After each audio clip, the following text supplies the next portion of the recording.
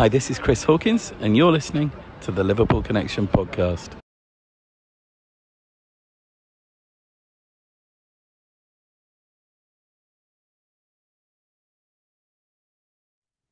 Hi everyone, and welcome to the Liverpool Connection Podcast. I'm your host Daz.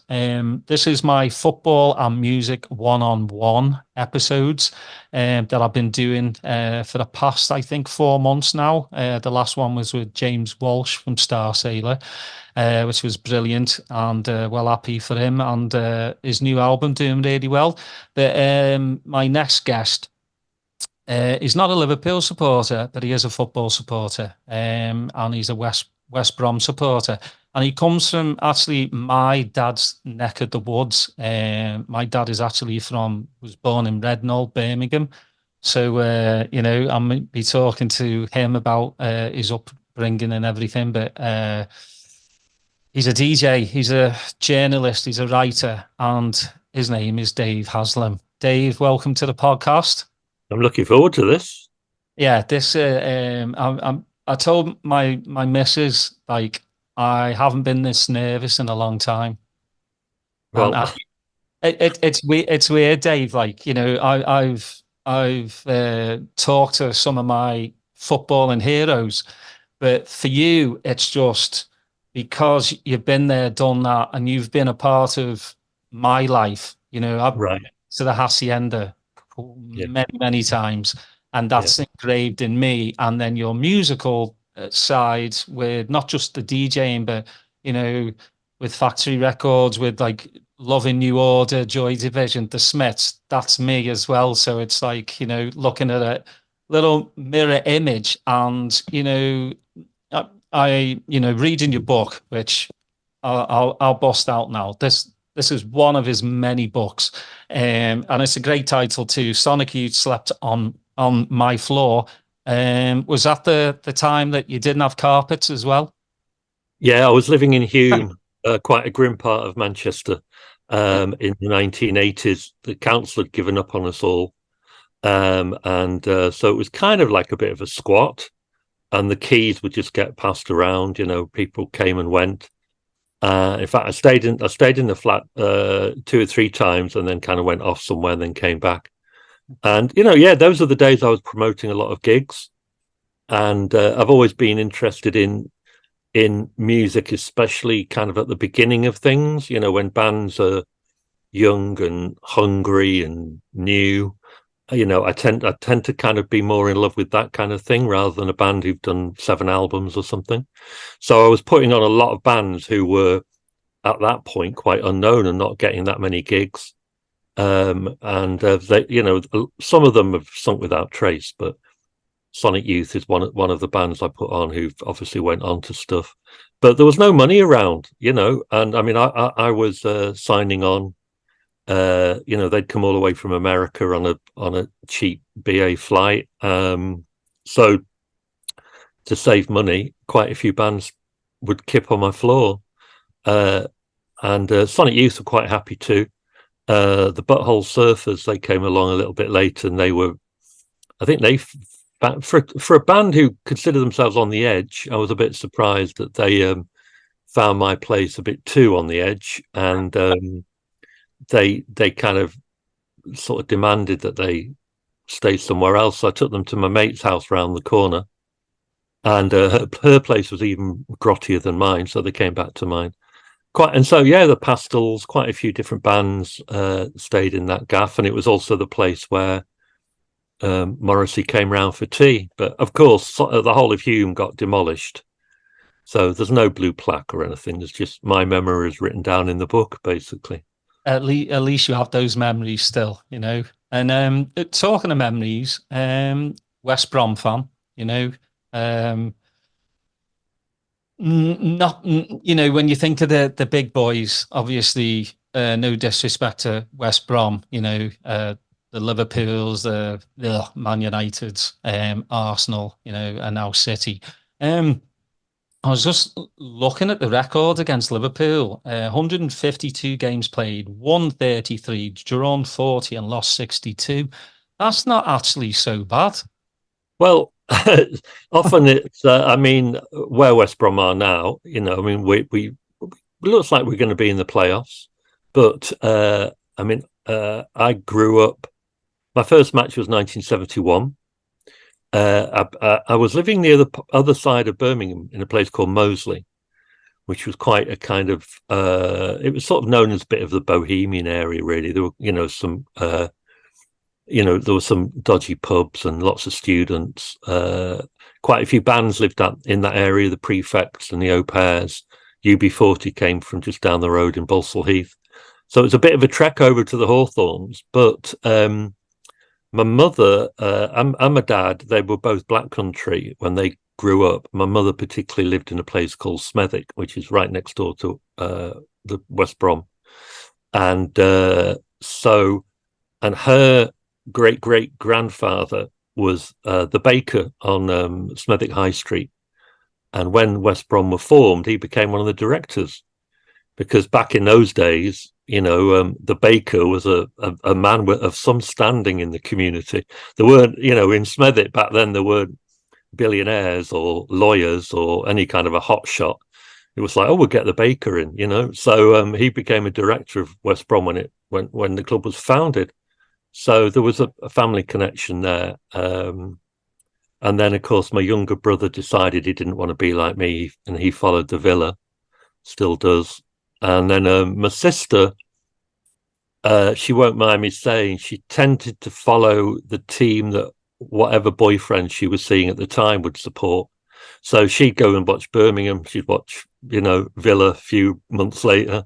But she went out with a couple of West Brom fans, and she's now a proper West Brom fan. So 1971 for my birthday treat.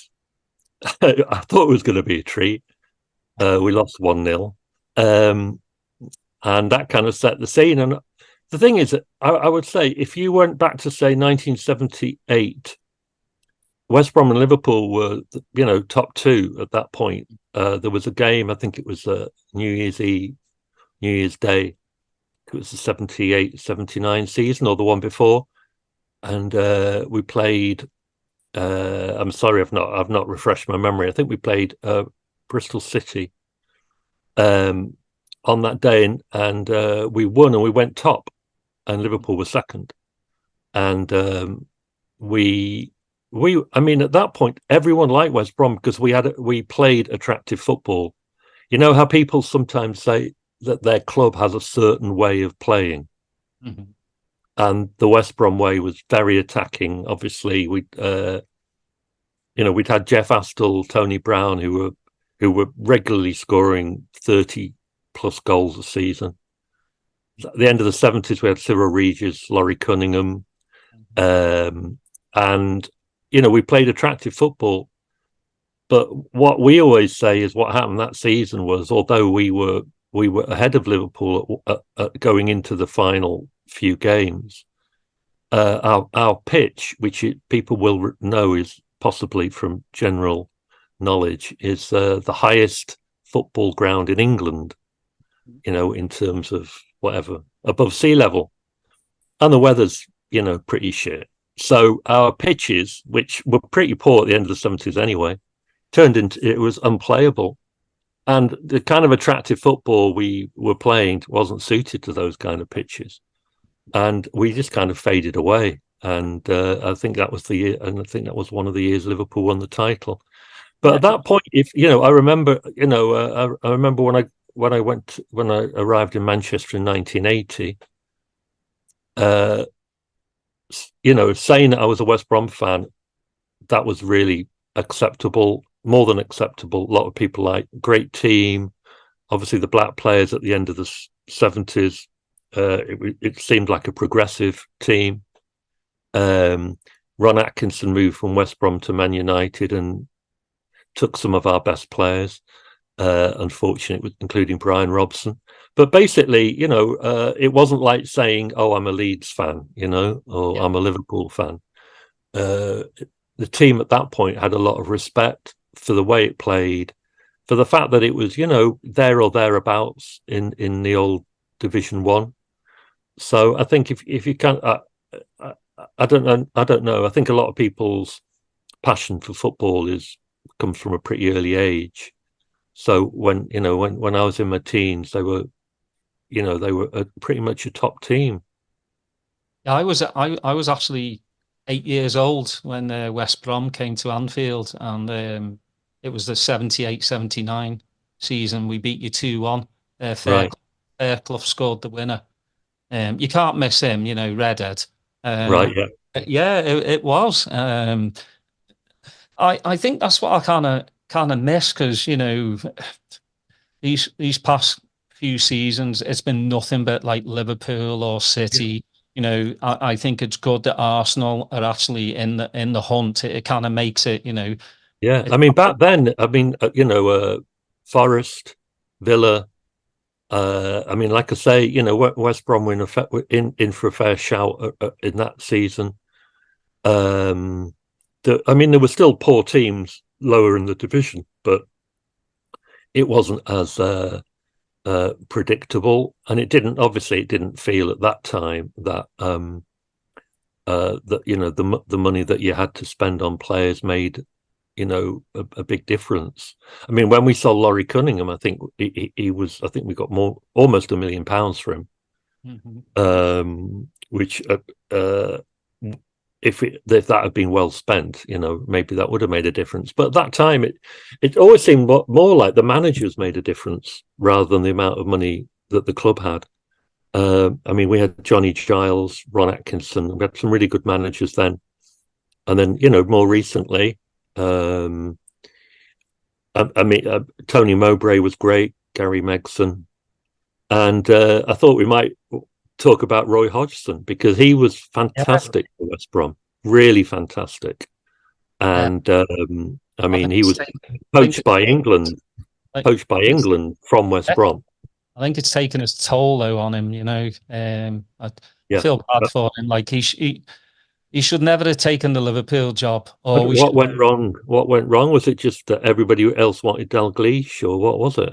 I think so. I think there was that still hiccup of wanting a top manager, and then we got Roy. But I was just looking back on your West Brom managers, and I just noticed like you barely had managers that stayed for 3 or 4 seasons.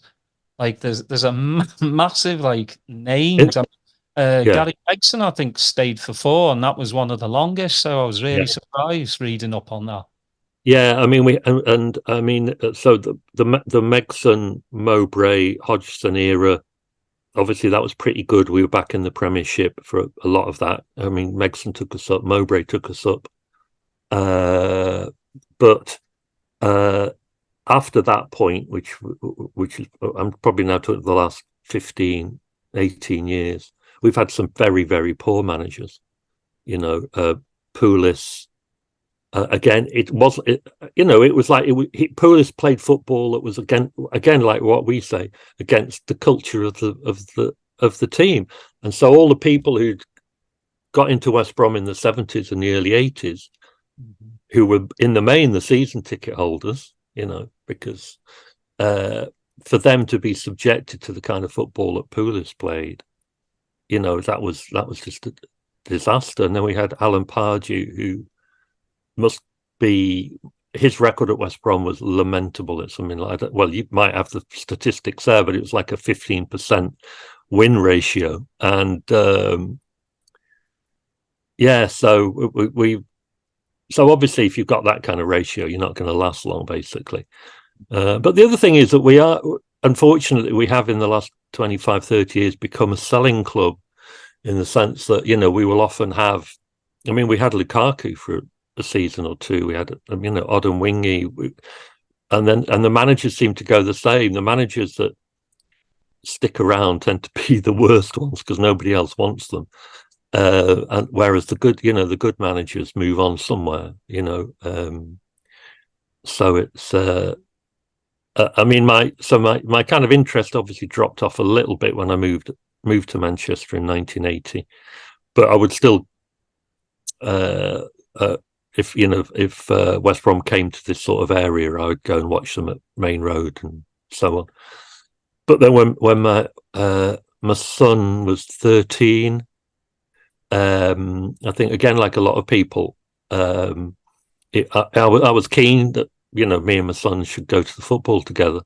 That's kind of one of the things you always, just like when you bring up a kid, that's what you want to do.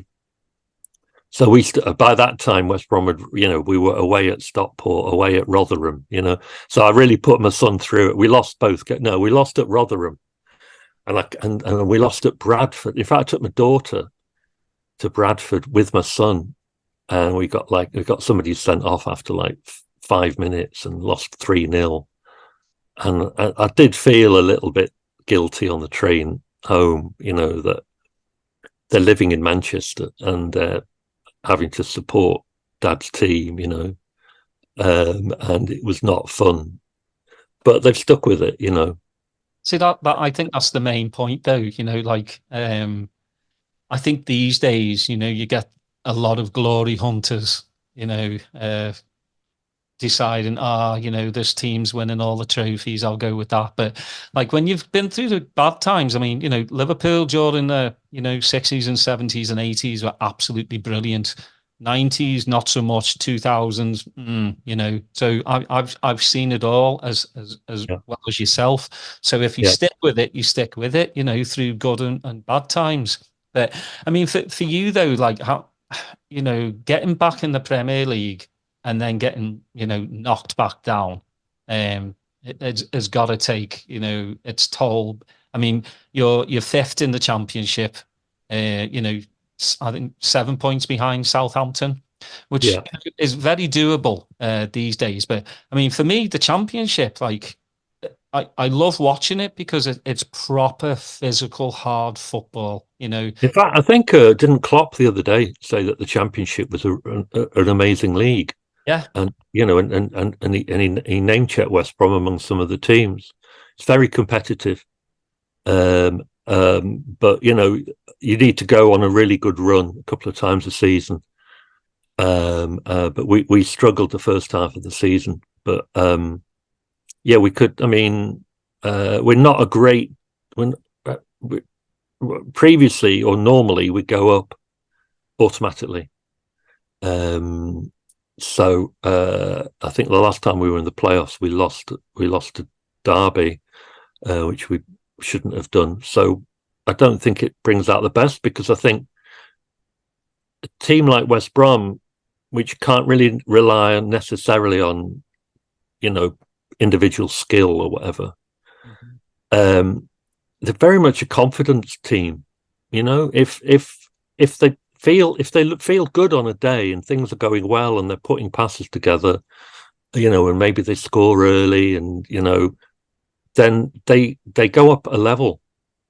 But you could turn that right around. And if the first 10 minutes are a bit under the cosh, you kind of, the heads drop quite quickly. And they start reverting to a kind of, they don't express themselves, as managers always say. Do you know what I mean? And the confidence goes. That's kind of one of the things that's sort of not helped the team recently. But I think West Brom fans tend to find a silver lining with every cloud, and every time we've dropped down, although it's disappointing, you then think, well, tickets will be easier to buy, we'll win more games, we'll be on the telly more. You just kind of, you make of it whatever you can, I think. And the other thing is Midlands football, I think, obviously it's, I'm pretty amazed at how well Villa are doing this season. But again, in the 70s into the 80s, Villa, Birmingham, West Brom, Coventry, Wolves, all pretty good teams on their day. But Birmingham particularly have just dropped. The Birmingham ground was the nearest ground to where I lived. And they got really, they had Trevor Francis playing. They had a big, a pretty big ground, which would be full, very passionate. But I think it's the team that suffered the most from not just the cost of living crisis recently, but years of unemployment and poverty, and Birmingham just not having what it had in the 60s with, car manufacturing and, some kind of degree of prosperity and, full employment of a kind. And Birmingham was always, compared to Villa anyway, was always more working class following. And I think that's kind of a part of its demise. It's not being able to, keep the attendances up, keep the season tickets up, put the prices up, and as a consequence, and then obviously this season getting Wayne Rooney in, which was an absolute disaster, and the writing was on the wall. I mean, how he's managed to fake a management career, I've no idea. But yeah, so also, West Brom is a little bit like that, that part of the world. I mean, I know, Liverpool and Manchester are hardly, prosperous and utopian, but that area, has suffered pretty much with, post-industrial. It's not regenerated in the same way as maybe parts of Liverpool and Manchester have. It's not got the buzz around it. It's not got the profile. I mean, I was talking to someone the other day, and they were like, Liverpool's a place where loads of kids want to go to uni now. It's one of the most popular. And I can remember when Cream was around, they always claimed that students would go to Liverpool, and whether they did or didn't, they certainly do now. But Birmingham and the Black Country doesn't have that buzz about it that Manchester and Liverpool has. And partly it's just because life is still pretty grim and opportunities are quite few, and I think that historically the music scene has produced lots of great acts. When I was growing up, not so many now because there's no infrastructure. There's no Media City. There's no no factory records, and the history, which obviously Liverpool and Manchester have, the music history, which sometimes is a bit overplayed and a bit suffocating, but at least it's out there in the world and people know about it. Whereas actually Birmingham's had lots of great groups, but the idea of Birmingham being a hotbed of pop music and creativity has never really caught hold. That the city's never been able to market it, if you like. So I think the fortunes of the football teams do. I think they do kind of reflect often wider stuff going on. You look at that footage of the cop in the 60s singing Beatles songs. Well, who wouldn't want to be a Liverpool fan? It's just right place at the right time. And then probably early 90s, Man United, Hacienda, all that kind of stuff. Cities get that moment, don't they? But the area around West Brom and Birmingham City, places like that, they've just never had that moment, really. Well, I mean, you hear the news of what's going on with the fair play and stuff, financial fair play, and Leicester look like they might be getting a hit. I just find it so bizarre, like what's happening with it. When you've got Man City who have 115 charges pending. I know that's a big difference between, like Everton had one or two, Notts Forest had a few, Leicester's got a few. But, you're hearing like it could take till after the season.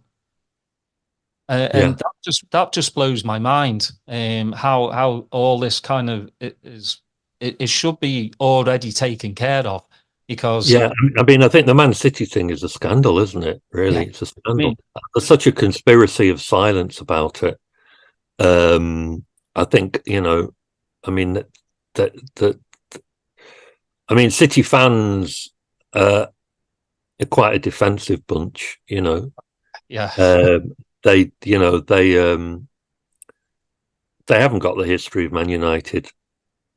That's just. I mean, they had great. Colin Bell, great player. Do you know what I mean? They've won stuff. They played amazingly. Main Road, packed to the rafters. A lot of passion.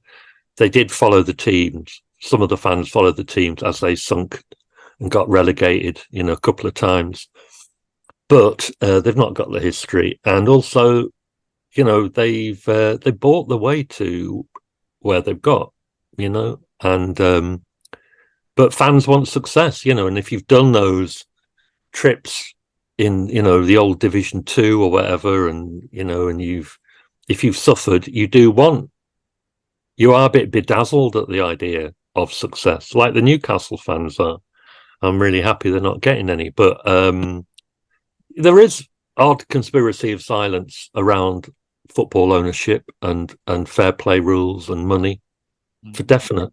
yeah. I think not enough is said really about City. It's kind of like put under the carpet, Uh, I get why Everton fans are pissed off. I get why Notts Forest fans are pissed off. Now Leicester fans, they're just like, this isn't okay. If we're Because Man City have got so much money, yeah, they can employ the lawyers to just put obstacle after obstacle.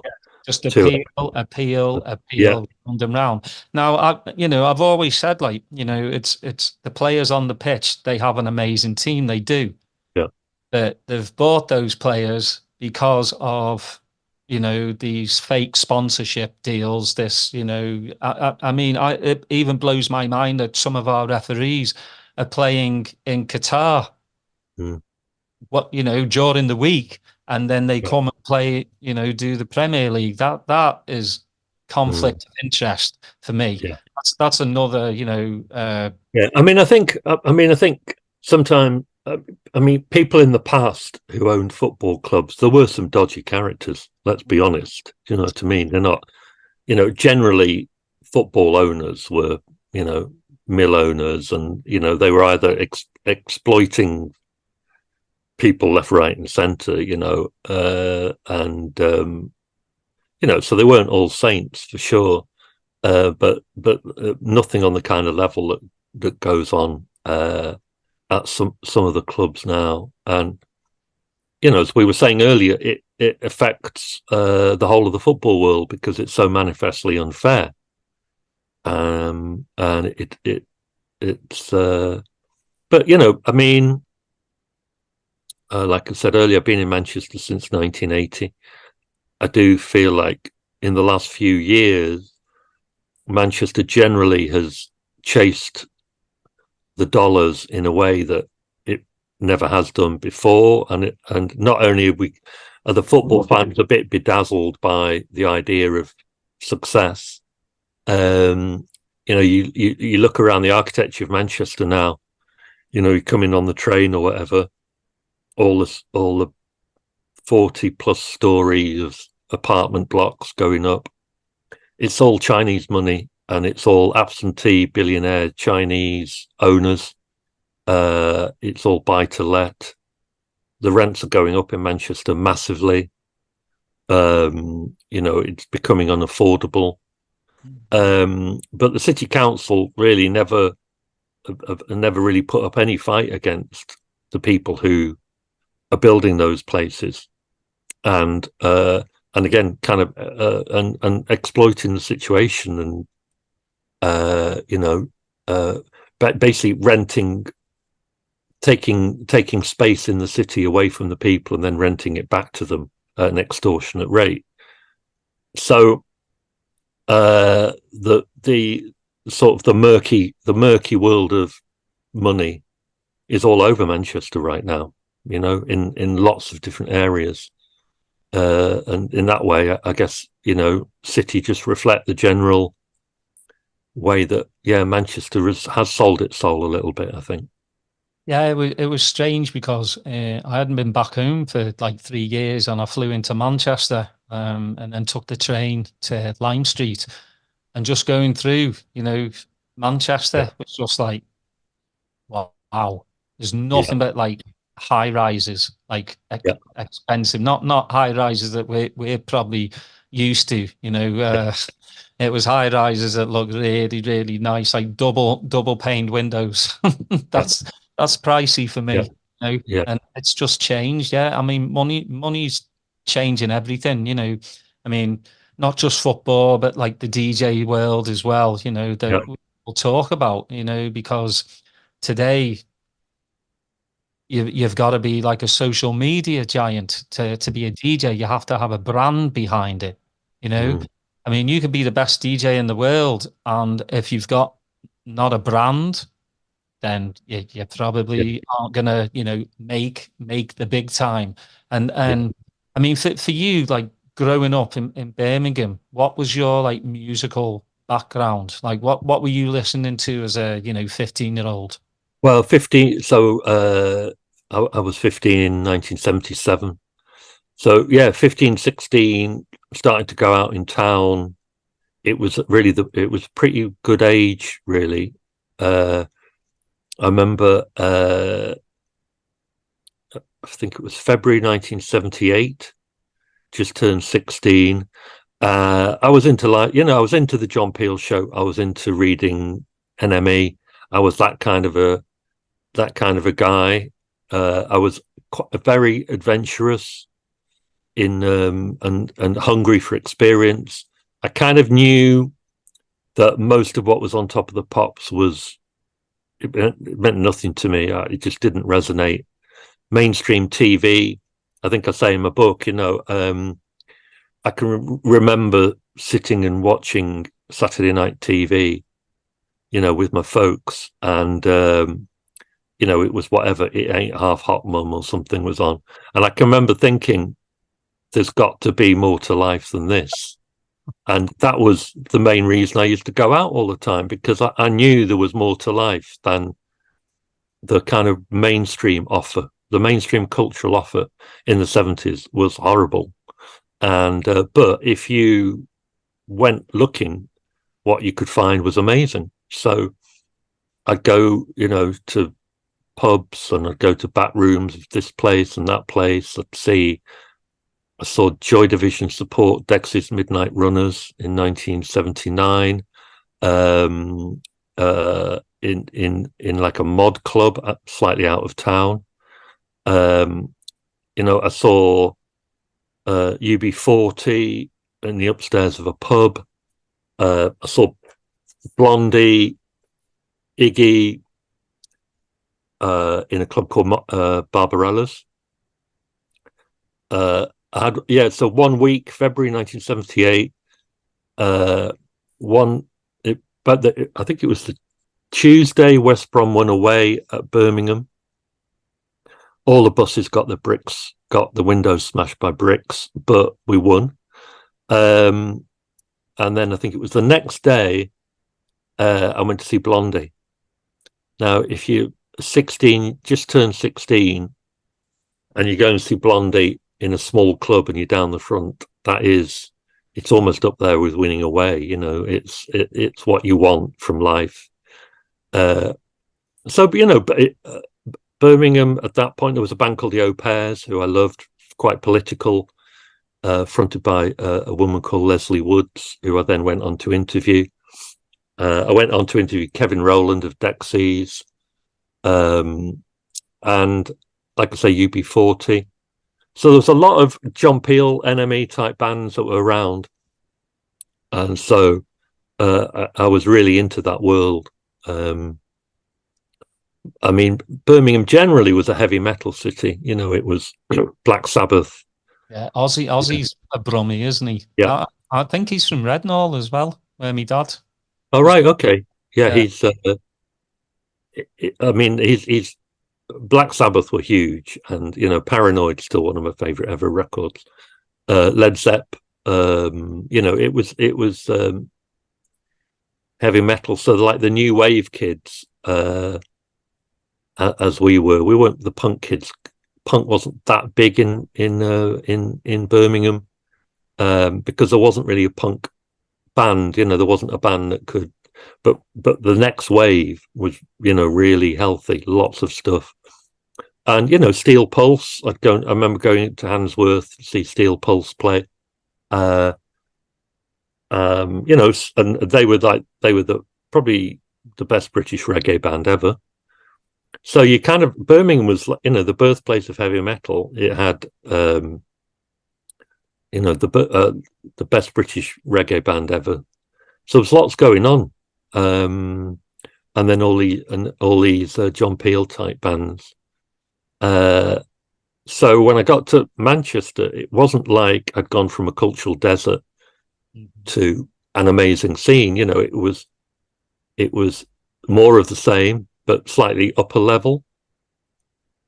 But I can remember thinking that, and I was into the Manchester bands, and I travelled up to Manchester to see Joy Division and the Buzzcocks.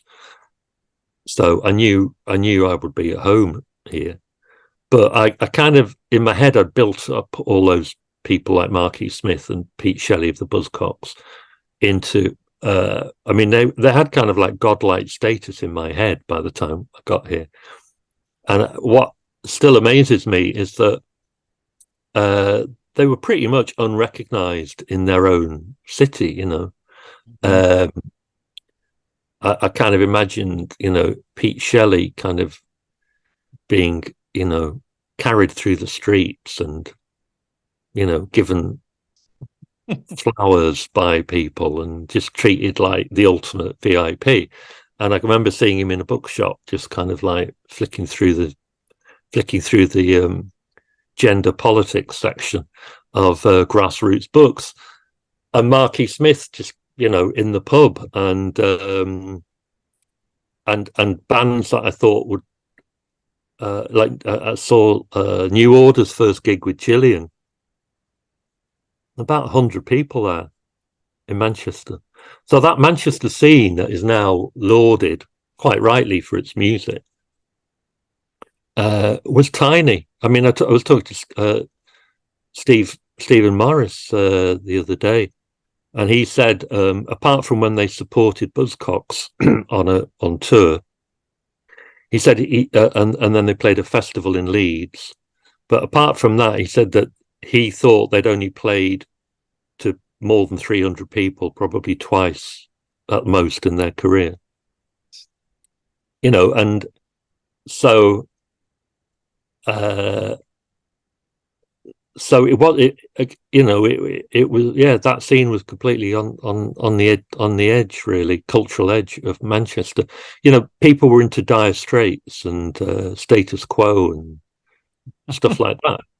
I actually remember going on the bus.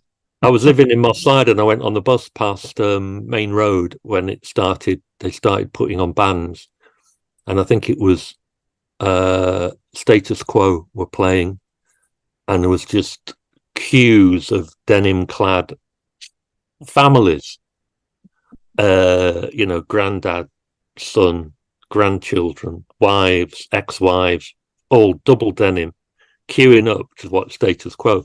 And I was on the bus going into town to see some tiny band in a tiny venue, and but I didn't feel like I was missing out. I felt like, I'm going to have a great experience, but that's kind of what the power, that was how it was, and obviously now, that gig is not ever talked about, whereas, every single gig by Joy Division or New Order or early Smiths gigs are documented to death and celebrated, and everyone claims they were there, and, at the opening night, the Hacienda, and blah, blah, blah.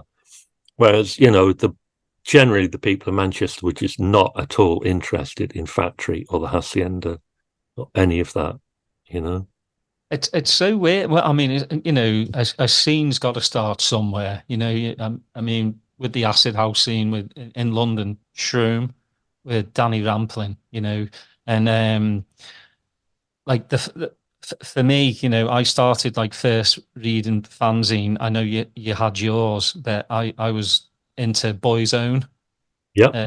Terry Farley, because they just made it about like me, the everyday Joe. You know, it was about football, it was about music, it was about what you wore. You know, but it was also political and very very satirical as well. You Yeah. know, and but it said the words I wanted to say. You know, Yeah. and that's why, you know, I'm curious, like for the fanzine you did, because you didn't really have football in there. It was just Oh.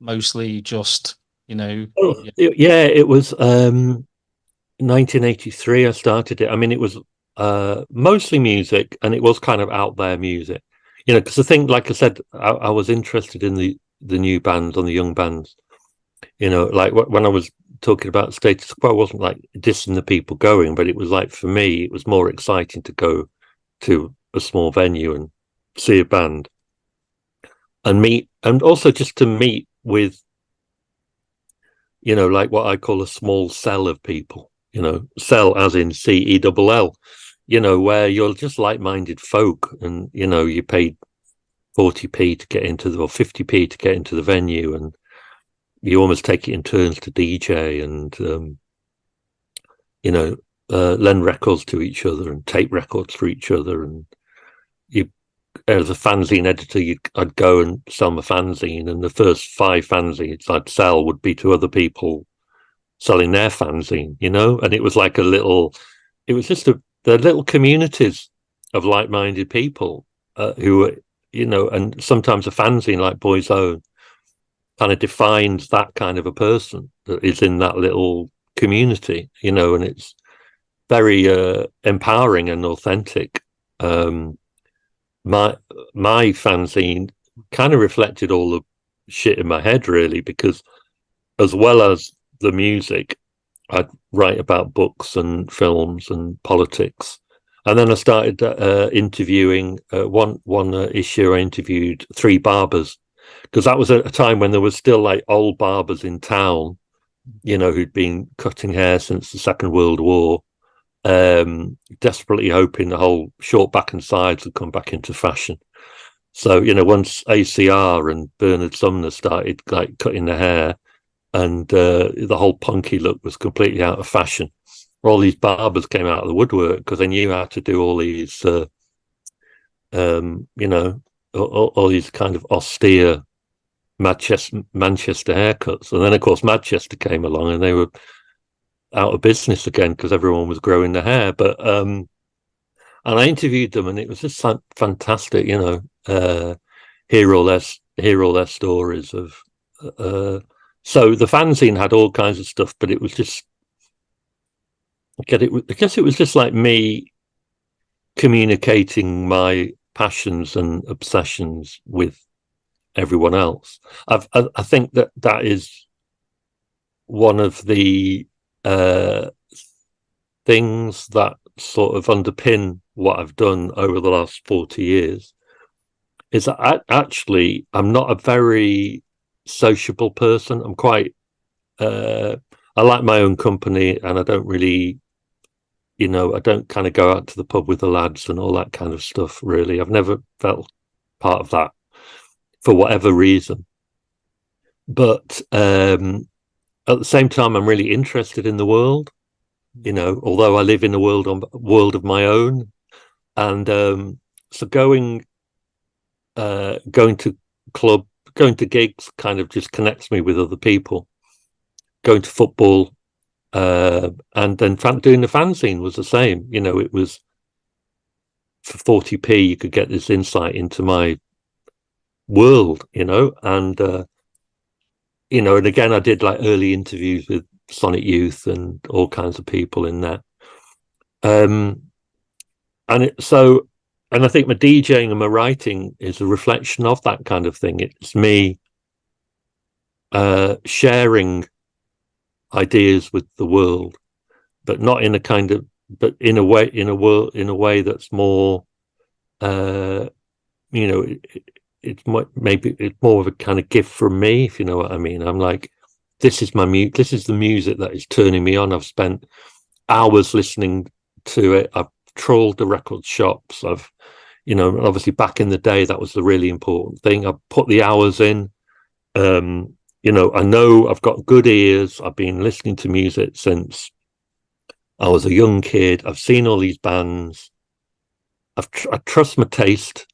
If you trust my taste, I will play my favorite music loudly and you will enjoy it. And I believe in that process. And I think with the books, it's pretty much the same as that. These are things that entertain or intrigue me or make me angry or interest me. And I'm going to put it all down. And if you buy it, you'll feel connected, at least to me. And also, I think it will resonate with people in the same ways when I put on, when I can, when I can hear a piece of music on a Tuesday.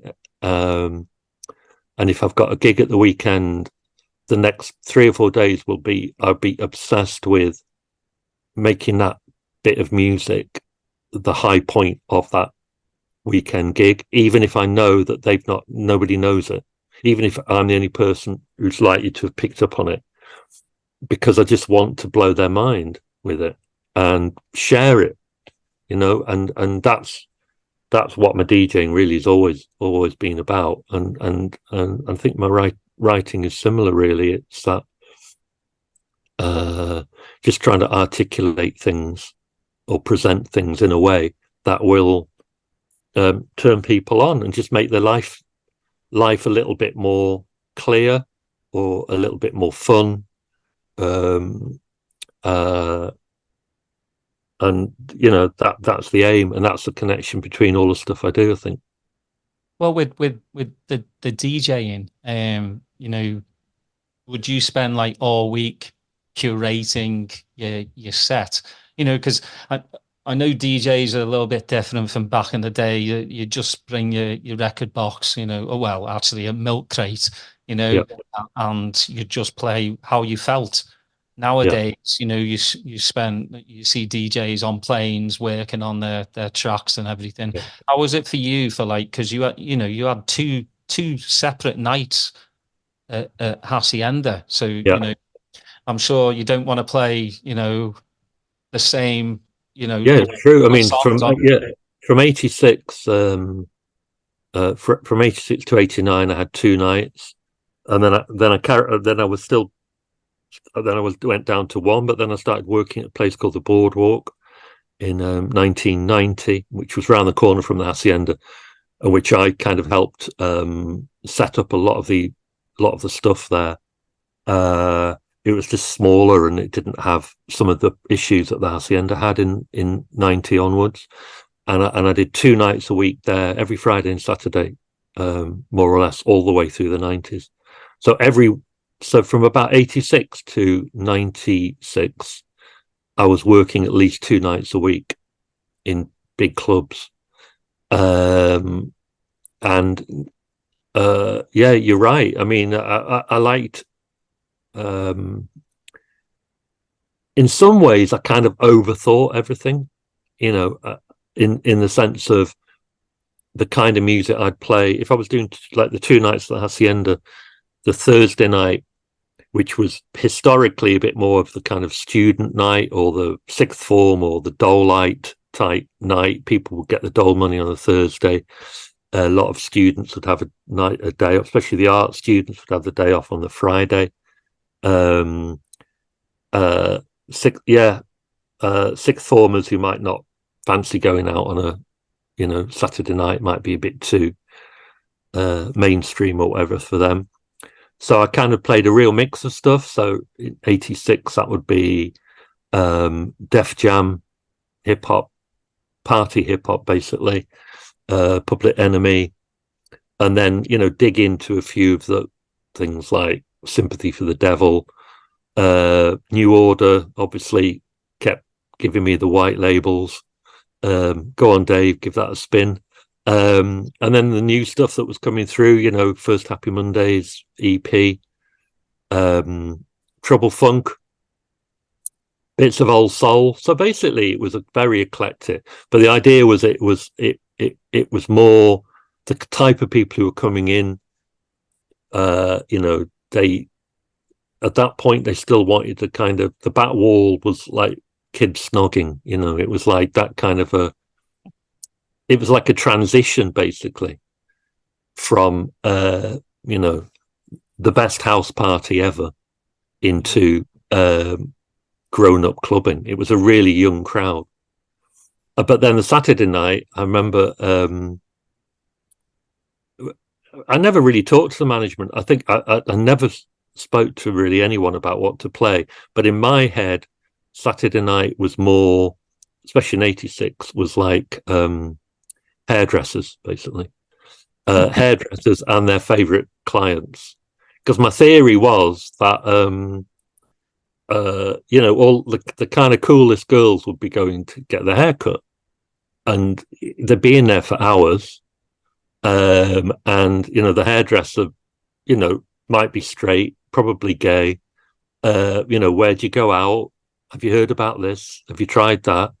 So if you, in that 2-3 hour conversation that they have with the hairdresser, if they're talking about Saturday night at the Hacienda, then you're going to get a really cool. You're going to get some of the kids from Thursdays gravitating to Saturdays.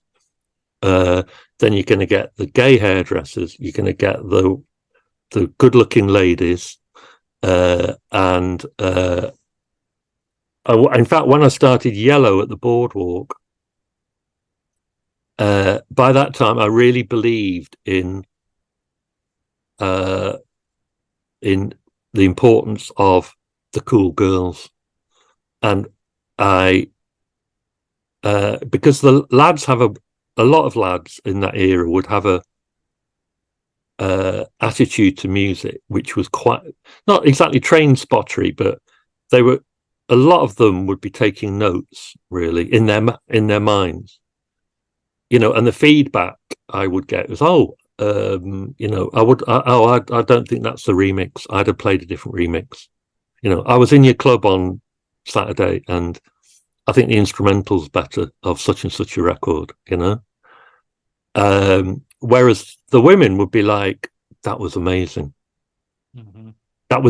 They would get up first on the dance floor, and their reaction to the music would be much more spontaneous and unself-conscious. Whereas a lot of the lads were like a bit head nodding, and making a little mental note to pull me up on a track or two that they would consider to be not the right tracks to play. So when I started Thursday at the Boardwalk, Yellow, me and the other two DJs, Jason Boardman and Elliot Eastwick, I bought us a notebook, and any record that we played where women left the dance floor and men got on the dance floor, or men didn't get on the dance floor, but women basically left the dance floor, we made an actual note of it, and we decided we'd never play it again. Smart, yeah. So we had, I remember Rocket by Herbie Hancock, which is a great record.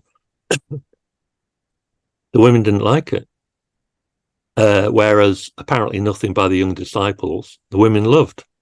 So, you know, so as I say, I kind of overthought it all, but I was only overthinking it all to make the night better, to make the party better. And there was still a lot of room for spontaneity, basically. I'm giving away all my secrets here, basically. Do you remember your first Hacienda record? Because I know you borrowed records from the hairdresser, right, in the basement, Andrew? Yeah, and I actually took some of his gigs as well. And he was the guy that Morrissey wrote Hairdresser on Fire about. Oh, wow. Yeah. Because he had a very, very busy social life.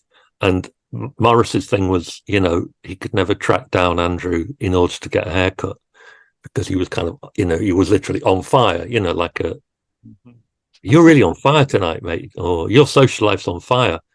And because he was so busy that he often was penciled in to DJ at the Hacienda, and he was off somewhere else, and he'd phone me up and say, can you do my set for me? And it was through doing that I ended up, and then I did a night at a venue down the road from the Hacienda in 85, 86, at a venue called The Venue. And that was a night I originated on a Friday. And the Hacienda were thinking of relaunching almost by doing DJ nights, because they'd done a lot of live music, and as Hooky will always maintain, lost a lot of money. So they were kind of, if we could pay DJs like 40 or 50 quid a night, and that's going to be cheaper than paying weird German industrial bands that no one comes to see, we might have a chance of making some money. So they came down to the venue to check me out, like an audition, really. And the feedback was, too many art students, but you'd be great on a Thursday. And I never minded too many art students as a kind of criticism of one of my nights, because John Lennon was an art student, you know what I mean? The Sex Pistols' first gigs were in our art colleges. There was, nothing wrong with that in my eyes. The whole new romantic thing was very art student. The au pairs were art students. So that wasn't really an issue. Anyway, so that's kind of, so I borrowed stuff from Andrew. I mean, I was lucky in the sense that it was an era when the audition, as it were, was they'd come to a club and watch you do your thing. And also there wasn't lots of competition. It wasn't like the Hacienda, people were knocking on the door of the Hacienda every day saying, can I DJ there? In fact, nobody really wanted to go near it because it was, it was renowned for being quiet. And so I started Thursdays, and then they gave me Saturdays, and I was still doing the venue on a Friday down the road with the art students. And the manager of the venue, who was called Andy the Greek, he sat me down and he was like, so what's this Hacienda Thursday, Saturday? And I said, oh yeah, it's going well. And although he was 50 yards away, he'd never been in the Hacienda. He said, so what's it like in there? I'm like, well, it's kind of half empty and quite cold. He said, that's what I heard. So why are you DJing there? We've got a good thing going. And he said, I'll raise your money from 50 quid to 70 quid if you will stay here on a Friday, exclusive. And I said, I don't know. I think this Hacienda thing's got potential, Andy. And little did you know. And so I walked away from him and did the Hacienda. Anyway, so what I'm saying is that DJ culture has changed in so many ways, but I was lucky to be probably the last generation who would get a gig purely on your taste in music and your willingness to turn up with a box of records and play them, even, whether it's full or it's half full, play them before bands, play them after bands. And that was it. No mixtape, no brand, no social media, just good taste and kind of willingness to do it. But that was the last generation where DJs were like that now. And obviously now it's completely different. Well, how do you feel about like the whole vinyl digital age? Because I know you sold like your record collection to Seth Troxler. Was that just because you just you weren't playing the because like I said with my trainers, I don't wear 80% of them, but I'll keep them. How I mean, because that's a big decision, to sell like what you've collected, because I'm sure you've got, I can imagine your record collection's got just different genres in there. So I mean, it did, and it was very much like a personal collection, but it did have like all that different whatever I was into at the time, and because I've been quite restless or hungry or whatever, or unfocused, you might say. I was buying all kinds of stuff. So Seth ended up with, probably a lot more albums by the fall than he really needed, and all kinds of alternative American bands and C86 bands, but also quite a lot of very obscure hip hop from New York, and quite a lot of early techno. I mean, my decision was, I don't know. I mean, it was a combination of things, but it was instinctive. I didn't fret about it over a period of months. Like, should I? Shouldn't I? There was no spreadsheet of reasons to sell, reasons not to sell. I just woke up one day and just put a picture of my record collection online, and said I'm open to offers. But I wasn't playing them in the club because at that point, that was 10 years ago, 8 years ago. A lot of clubs weren't set up for turntables. So people would say, I'd say, look, I play vinyl. Yeah, we've got some vinyl decks. We'll get them out for you. Don't worry about that. And I'd arrive and they'd be, well dodgy pair of turntables.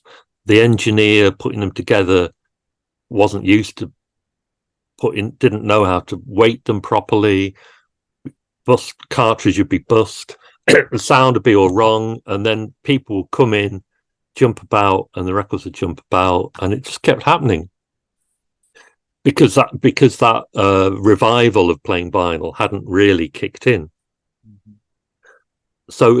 So I'd kind of moved off the vinyl, but and also, psychologically, I was in my mid-50s, and I think that I don't really believe in the idea of a midlife crisis, mainly because I've had crises throughout my life. So just pinpointing midlife seems a bit random. I think you have a crisis at every point, don't you? You have a crisis when you're a teenager. I mean, a midlife is nothing compared to being, 15 and, and then you have your first child at whatever 20 in your 20s, and that's not a crisis in terms of a trauma, but your life's turned upside down. Anyway, so I wouldn't call it midlife crisis, but there's something that kind of happens around that time, I think, in a lot of people's lives. And I think what you do is you reassess your life going forward. Your midlife crisis isn't so much about what you've done, but you begin to think, well, how much time have I got left on God's earth? And what am I going to do with that time? And my mother died when she was 52. So I was kind of aware of mortality, and I was aware of that if you die at that age, how much life you miss out on, all the life that she'd missed out on. So I was thinking, well, this is kind of like bonus time. This is kind of the time that my mum never had, so what am I going to do? And I think there was an element where the whole Hacienda retro thing had started off, and Hooky was doing his, Hacienda nights, and they were basically, because I've talked to him about them, and he's like, we play old records, and they were. I mean, it's moved on a little bit since then, but we're playing what we were playing in 88, 89 on a Saturday night, on a Friday night, and that's what we play.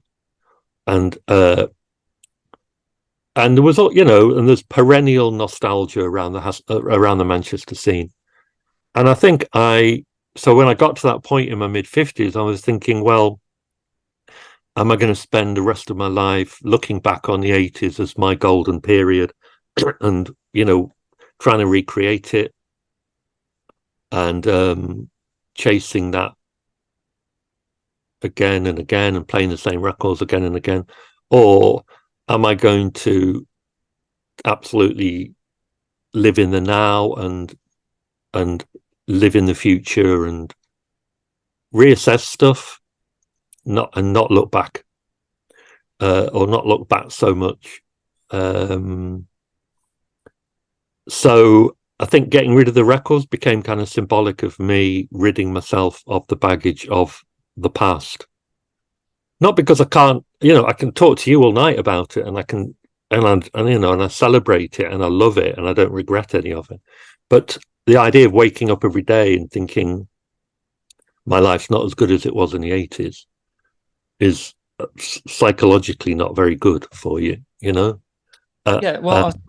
I think also, Dave, is, it's like kind of the resurgence of the rave scene again. There's a lot more people kind of doing like the warehouse parties, but then there's the kid in me that always, because I'm on a group called like 90s ravers, and just listening to some of the people, it's like, back in our day, and it's like I don't want to be that person. That was our time, and you don't need to compare like what's going on now to what's going on back then. I was there. I lived it. I breathed it. I if I could, all these people, like, if I could go back, why? We've done it. And also, I think what that kind of that attitude. I think there's a sentence that I probably ended up writing in a few of my books, to be honest. Nostalgia is a disease created by old people to deny young people their dreams. Because the implication is that we had what we did can never be replicated by anybody, and you're all living in a dark age compared to the golden age we lived in, which is just not true, because as I still am that person who will seek out young bands in small venues, and look for new music and try and play new music, then I can tell you that in Manchester there are better venues, there are better DJs, there are so many great groups. There's there's at least 2 or 3 new recording studios opened in the last year. There's art spaces, there's all kinds of collectives, mini festivals, and in fact it makes the 80s look like a wasteland, and so, but you still have to be curious to find it all, because if you're not curious, you'll walk out and you'll go to some really horrendous places playing some terrible music, and you won't find your tribe and you won't find anything different and you won't be inspired. But if you're a curious person and you go looking, then you will find stuff. And it's that implication that that things were better back then objectively, which I don't believe in. Subjectively, you're entitled to your opinion, but objectively, that's not true.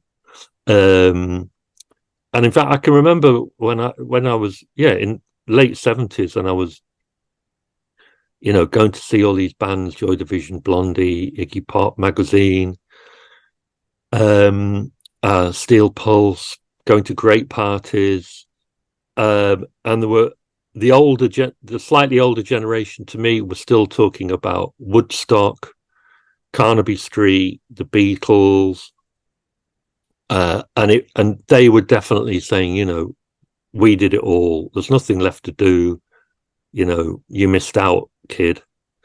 And I remember looking around thinking, I actually do not agree with you there, And I've ended up living through that post-punk and then living through hip-hop, living through the early acid house. And so I'm kind of like, well, you can keep Woodstock. Do you know what I mean? That's your thing. But so I never, I think it's a big mistake to kind of write off people's potentials and people's futures by looking back. And I think that's, again, like I say, it was instinctive selling my records, but the more I kind of work out why I got to that point, then the more I think it was a kind of a symbolic act. And the thing was that Seth bought them, and then he took them. Seth bought 35 boxes of records, and then kind of took them to Ibiza and played them. And he'll occasionally, send me a photo of one of my records getting played in Argentina or Japan or something. So the alternative would be they'd just be sat in the basement of my house, waiting for me to die so that my son and my daughter can sell a few and put the rest in a skip. Well, they're better off in Argentina with Seth Troxler. Yeah, sending you photographs. I mean, I don't know where I am. I don't know where I am in that scenario. But I think it's brilliant though, because I know 2016 you interviewed him and he played some of your records on stage, right? While you were doing it wasn't a club, right? It was we did a Q&A in a music conference in Ibiza, and we got really deep on it. I mean, Seth is a really genuine guy, big music fan, and the audience were mainly at this music conference, I would say, kind of serious German techno boys come to listen to Seth with their backpacks on. And he picked out, I think he said he picked out 2 records from my collection. One was a certain ratio Flight, which is produced by Martin Hannett, which is, I mean, is fantastic record, even now. And then a track by a band called the Marine Girls, which was the band that Tracy Thorn from Everything But the Girl was in before Everything But the Girl. And so the German techno boys were forced to listen to these 2 songs. And but yeah, we talked a lot. We found a lot in common, and we did a night that raised 4 or 5 grand for mental health charity. We DJ'd together and raised some money for mental health charity. So, I've never regretted selling the records at all. Not for one moment. I mean, and he got them all. He got a full album with that Mark E. Smith had got a pen to and had written "I love you, Dave, Mark and Dave forever" or something. Late one night, and so Seth's got that. I haven't got that anymore. And he also he got occasionally people post on Facebook or whatever. Remember this? I bet none of you remember this. It was, this was a classic. This is brilliant. People should know about this. Some record from years ago, and I just comment, Seth has this record, because he's ended up with loads of obscure stuff, but he loves it. So, and the music is still there, and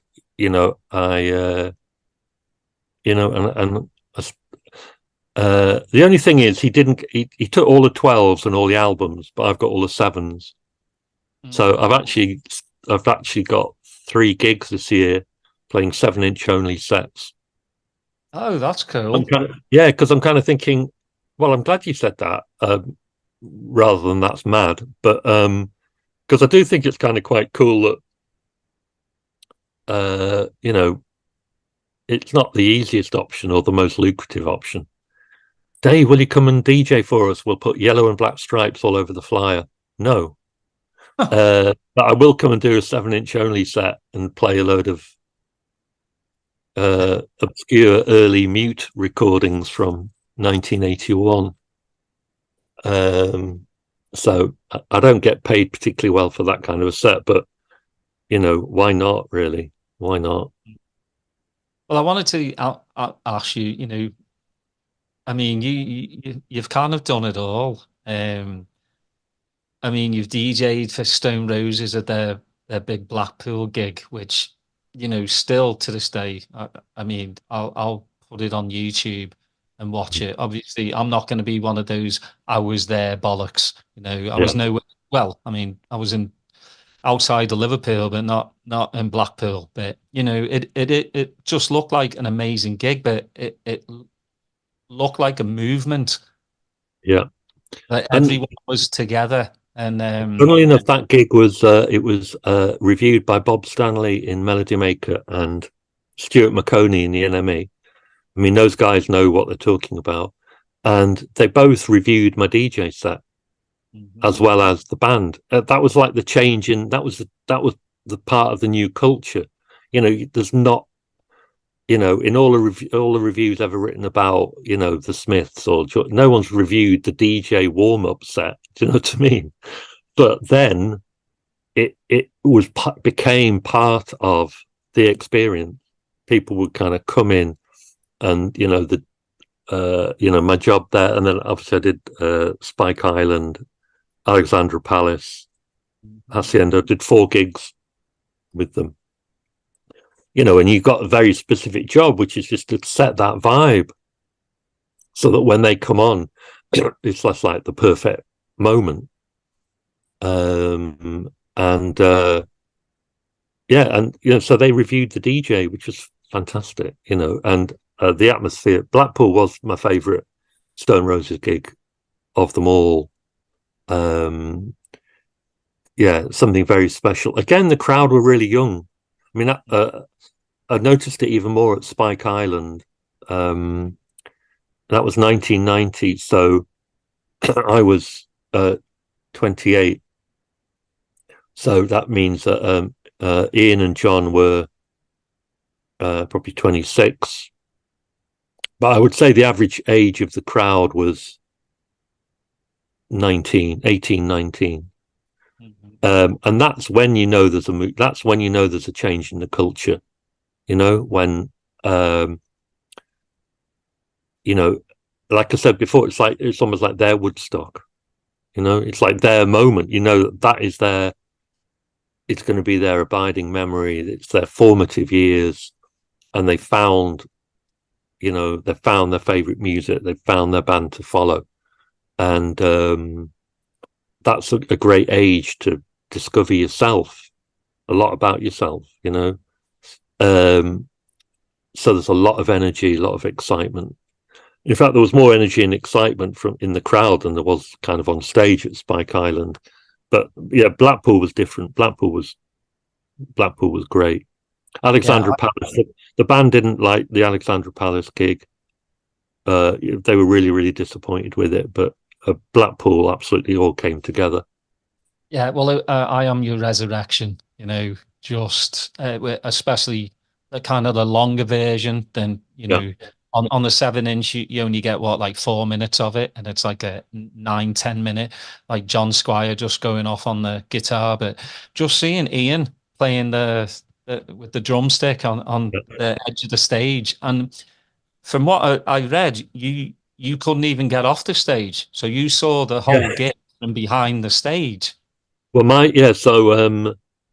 because they'd set up the DJ. I mean, that was the other new thing. It was like the Roses and other band, James were the same. They asked me to DJ at Blackpool and Brixton Academy and GMEX. But promoters, like old school, well, you don't have to support band, you've got to support DJ. Yeah, okay, where do we put the DJ? Well, on the stage. Well, where, you know? I mean, there's been a few times when I've played with bands and I've been like quite at the center of the stage, and then the band are about to come on, and they've got the DJ thing on wheels. So I'm literally kind of stood there, and I'm pushed to one side on wheels, which is a bit undignified. But I kind of prefer sort of being half hidden, really. So at Blackpool, I was behind John Squire's amp. And that's good because you can kind of see the band about to come on. You can just make sure that, you know, I mean, I think I played with DJ for Ian on one of his solo tours. And my last song was Fight the Power, Public Enemy. Oh, and honestly, Ian was just so energized by it, you know, and he kind of bounced past me, sort of, you know, just like, yes. And my mate Steve Cresser, who was nominally John Squire's guitar tech, and he's visible on quite a lot of footage of the Stone Roses. He was there, so me and him were. He was in front of me, but we were both basically behind John's amp. But because I was on stage and they had all this equipment, I couldn't get off. So I'm literally stood at the back of the stage for the whole of that Blackpool set. Obviously you could, I mean, I've never experienced anything like that because it was the crowd. You know, I mean, that's, you know that from DJing, obviously that the chemistry that you can create in the atmosphere, you and the crowd together, is what makes it great. You can't create that atmosphere without them buying into it and adding to it and contributing to it. And the way the crowd reacted to the Roses was kind of just like that, really. And it wasn't so much the noise; it was almost some other kind of psychic energy. I mean, I know I'm talking like a hippie now, but I could feel it, felt it, almost like buffeting me.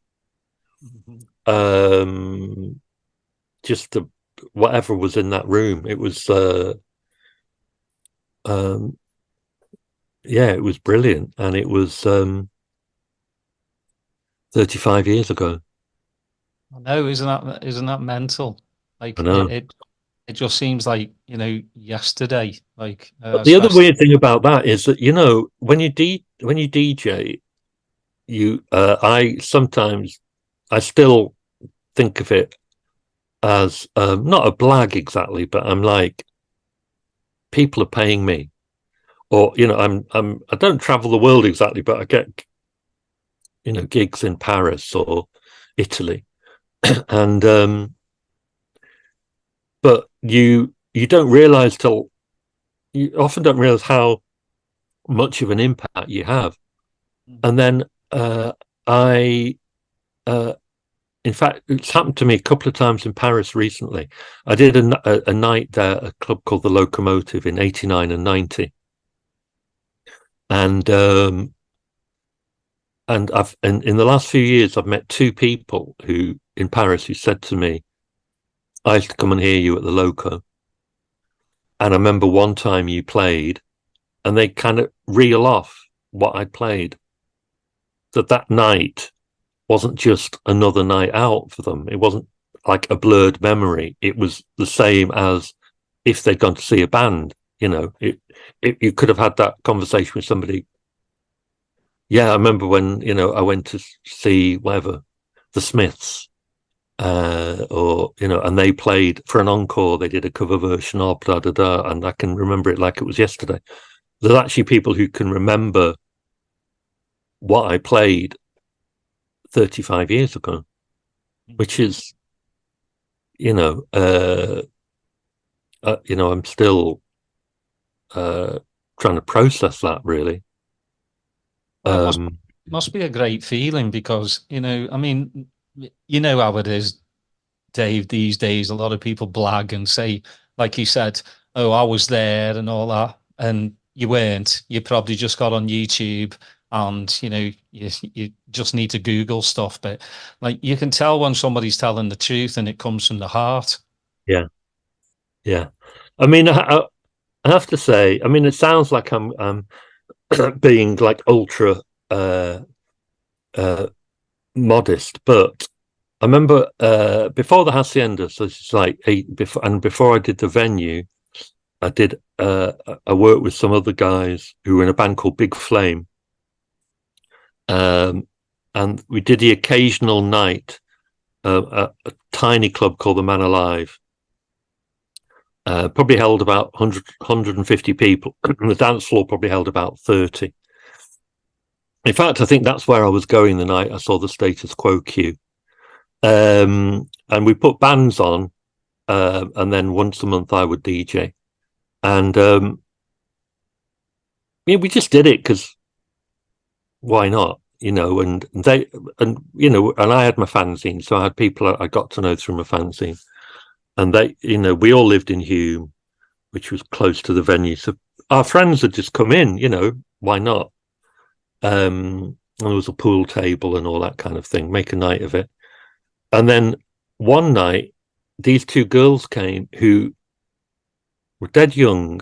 And we looked at each other and were like, who are they?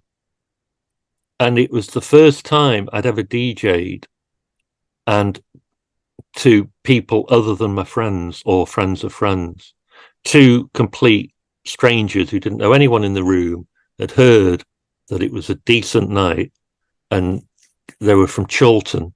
Because obviously we made friends with them then. We were like, wow, why are you here? Well, we liked it. Sounded like it was going to be a good night. They paid whatever it was, £1 to get in. And I can just remember being so overwhelmed that somehow what we'd done had captured somebody beyond our friendship circle, and you always kind of, when you're starting out, you always think people are just supporting you because, not because they feel sorry for you necessarily, but they're like, we're just supporting you, so we're going to come down to your night, do we have to pay £1? You do, if you can. But to actually, and obviously since there's whatever, tens of thousands of people who've come to pay to hear me DJ, and not have their, not having had their arm twisted or anything, just genuinely want to come in. And I still remember that moment because I was thinking, I just thought it was so incredible. And I still think, I've got a gig in Preston at the beginning of September, a club called the New Continental in Preston.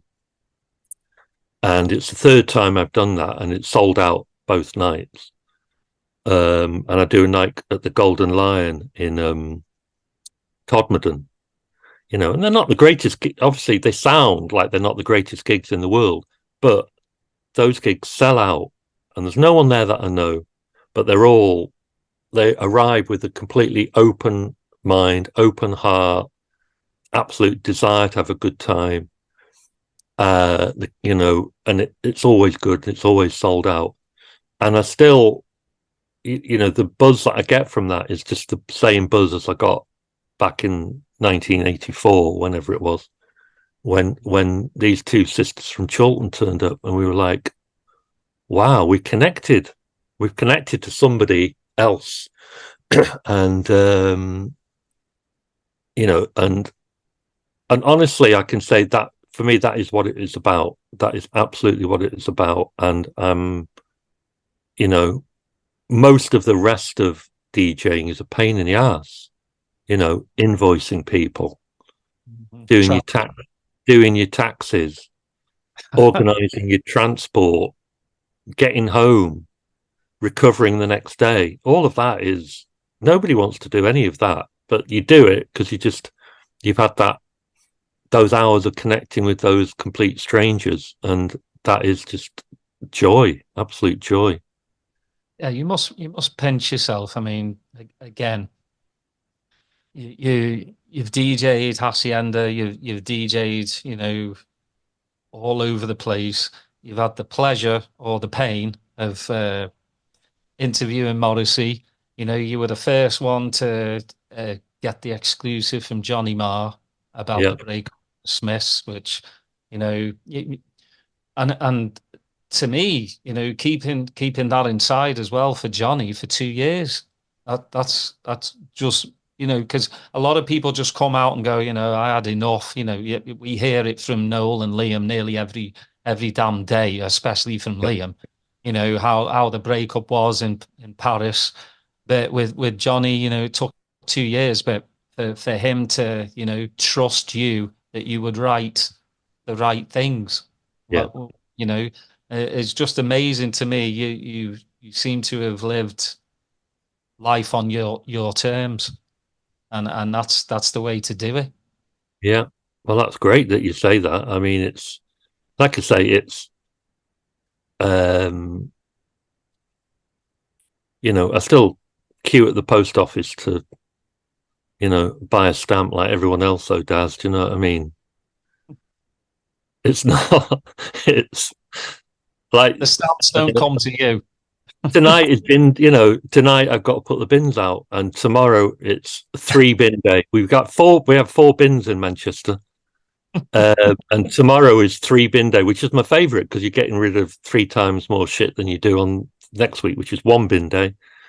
So tomorrow I can't. The brown bin with the plastic and the aluminium, that's got to wait till next week. But everything else goes in the morning.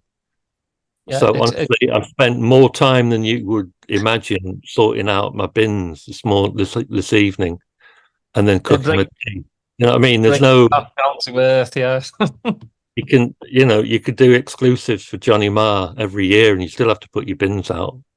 Yeah, exactly. Yeah, it's just brilliant. Like, I mean, if anybody loves music and a really good book, again, Sonic Youth slept on my floor. The Happy Mondays stuff, the fax machine story had me absolutely rolling on the floor because I can imagine what those lads were up to during that, those days, just off their tits and like their mates doing what they did. I don't want to give too much away because I want people to, go buy the book. But any good stuff coming up for you? I know you have is it April 10th or 11th? You have the Grace Jones book coming out. So I mean, my recent writing project has been a series of small format books. I mean, at this point, I should kind of have one in my head and wave it. I've got one, but there's been 8. This is actually about Keith Haring, the artist, and I said to the designer that I thought the front cover should be if we could make it look like a cross between a dove of peace and an erect penis. That would be like the perfect signals for the life of Keith Haring. And I think we pretty much nailed it. Yeah. Will the podcast get taken down for me saying erect penis? No. I can see it. Now I've shown you, you can see it. You've said it twice now. So, yeah. Well, it also looks like a peeled banana. Okay, thank you.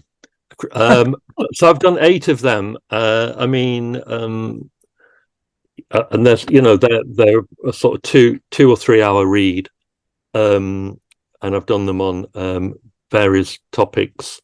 Pablo Picasso's Paris nightlife, Courtney Love in Liverpool, the whole story of Courtney being in Liverpool, 1982. And what she got up to, including jumping in the van when Echo and the Bunnymen came over to play the Hacienda. So she visited the Hacienda in the early months when it was open in 1982. It had only been open a couple of months. And Courtney was drunk and in the hacienda. Sylvia Plath. So yeah, I mean, they're all books based on things that I always wanted to write about. And the Grace Jones book, which is out in April, is about a story I heard that she, obviously absolute queen of disco, Studio 54, glamorous, jet setting, all of those things. And she went to Stockport, which I don't, if anyone knows Stockport, especially in 1980, it was kind of post-industrial, quite grim. And I kind of tried to imagine Grace Jones walking through Stockport shopping centre in November of 1980. Stockport as a football team doing even a lot worse than they are now. They're just drawn 0-0 in the and I think they're in the bottom half of the bottom division.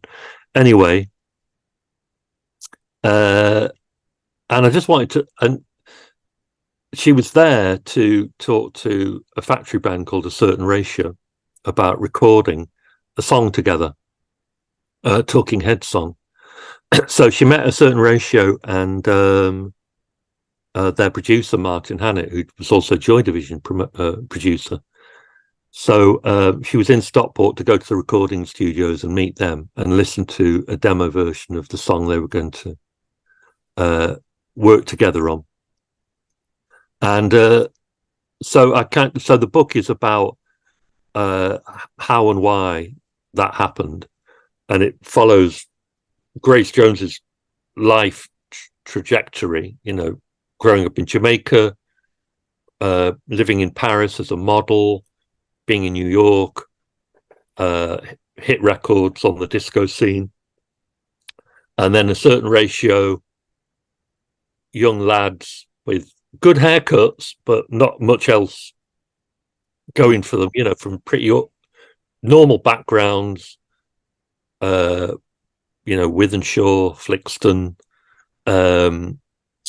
on Factory, which was operating in the bedroom of a house in Withington. So 2 different worlds, basically. But so I sort of track how they came together and the whole process. And I love doing it because it's an era of music that I love. And it's around the time that she wrote an album, or she released an album called Warm Leatherette, which is a great album. So the book is called Strawberry in the Big Apple, Grace Jones in Stockport, 1980. And she'd actually been to Liverpool earlier in the day. So that's even more reason for people to buy it, because that's totally undocumented. And there's a photo of Grace Jones in Liverpool in 1980 boxing with John Conte, the boxer, and hanging out at the Anglican Cathedral in Liverpool. So my books tend to be about untold stories, which seem to have like a bit of a meaning and a bit of resonance, in the same way, I guess, as I love to play, unheard music that also has a bit of resonance.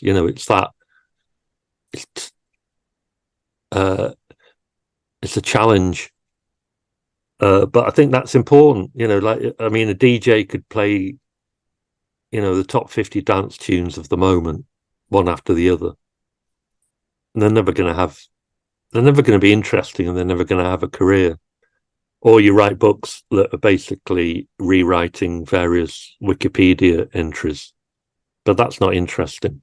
So just going that little bit further and finding something a bit out there, I think, is really important. So I'm in Liverpool at the end of May at Leaf. Yeah, I'm at Leaf doing a book talk. I can't remember off the top of my head. I think it's the 27th of May.